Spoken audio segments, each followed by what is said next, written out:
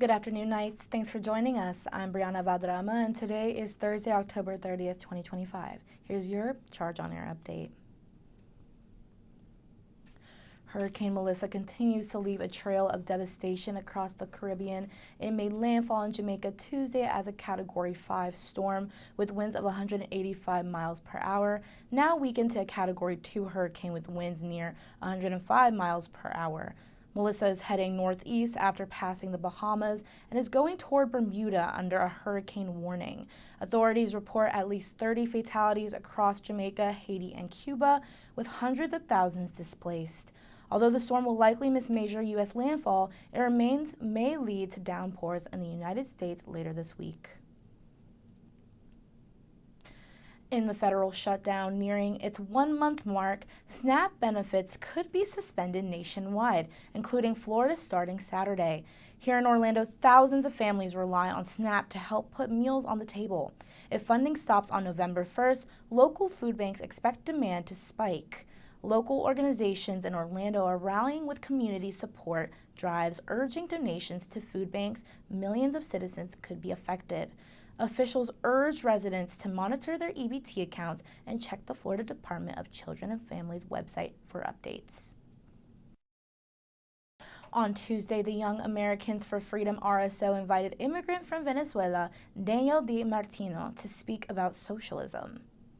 On Tuesday, the Young Americans for Freedom RSO hosted economist Daniel DiMartino with an open mic event here on campus.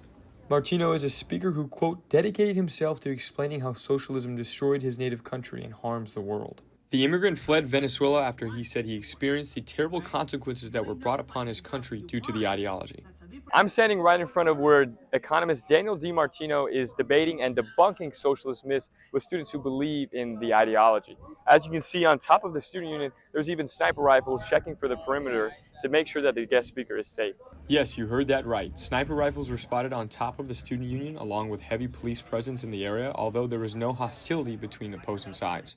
Student and supporter of socialism Rad Majid believes events like these are very productive for our campus. I think these kinds of events are somewhat productive. It fosters debate within the community instead of reinforcing the same beliefs over and over again. You get to actually have opposition to your ideology, and I think that's productive.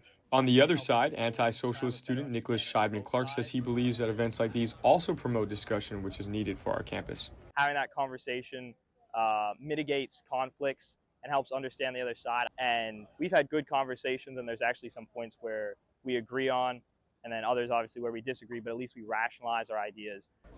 Although this event could have brought lots of tension to campus, students of all beliefs lined up orderly to challenge Martino's thoughts, and the event ended with no interruptions. In Orlando, Lucas Miller, The Charge on Air.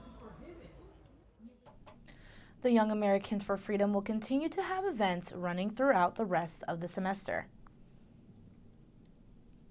Seagrass meadows have been rapidly disappearing at an alarming rate over the last few decades. Recently, UCF professors and graduate biology students have started seagrass restoration projects in an effort to better understand how to restore these plants. Charge on Air reporter Ashley Reep tells us more. Seagrass is a type of flowering plant that grows in shallow coastal waters and plays a key role in supporting life both underwater and on land. It protects coastlines, filters our water, and supports marine life.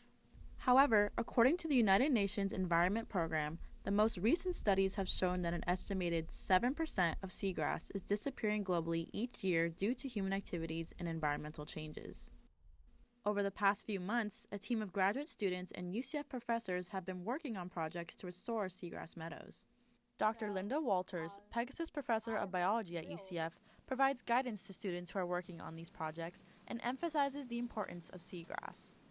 We can make a huge difference through restoration, and that there can't be a world without mangroves and seagrass. We've lost more than 50% of all these species globally, but we can make a difference. Behind me is the Indian River Lagoon, home to thousands of acres of seagrass meadows that may not be here one day. Now let's see what biologists are doing right now to further understand how to restore the loss of these special plants. Carla Persky, UCF graduate biology student, is leading her restoration project at the Mote Marine Laboratory in Sarasota. Her project focuses on temperature-controlled experiments that analyze how seagrass responds to different environments. She explains why she continues to work on these projects. Seagrasses are really important for human health and for the environment. Trying to bring awareness to a species that people don't really think about. Like sometimes people get in the water and they're like, I feel something touching my leg, and it's like, no, this is like a beautiful plant that it can save your life. Other graduate biology students are leading different types of restoration projects in Florida with continued support from UCF biology professors. In Orlando, Ashley Reep, The Charge on Air. Carla will be continuing to work on her seagrass restoration project until next summer, and it's funded by the Seagrass Restoration Technology Development Initiative. UCF football travels to Waco, Texas after having last week off to take on the Baylor Bears. Before last week's bye, the Knights poured it on West Virginia in a 32-point victory. UCF will look to continue that same offensive output against a Baylor offensive that is fourth in the Big 12 in points per game. UCF head coach Scott Frost said the extra time to prepare might not always be a good thing. It's good and bad when you got extra time to look at a team, because you can go too deep into the rabbit hole and overthink things. At the same time, you get a lot more time to study them and really get to know them and try to put your team in the right position to win. UCF kicks off against Baylor at noon on Saturday with a chance to start a Big 12 win streak. You can tune into the game on ESPNU. Now, let's take a look at today's weather forecast. Today's high is 72 degrees with sunny to partly cloudy skies and a 0% chance of rain. Tonight, the low is a chilly 52 degrees with a 5% chance of rain, so you may need a heavy coat tonight. Tomorrow's high is 70 degrees with partly sunny skies and a 6% chance of rain. Much warmer than previous days, but you might want to hold on to a jacket as it's going to get colder into the night while trick-or-treating. That's all the time we have for now. Make sure to keep up with all that's happening throughout the week by following us on Instagram at The Charge News. And check back here tomorrow for another news update. I'm Bryanna Valderrama. Thanks for watching and have a great day.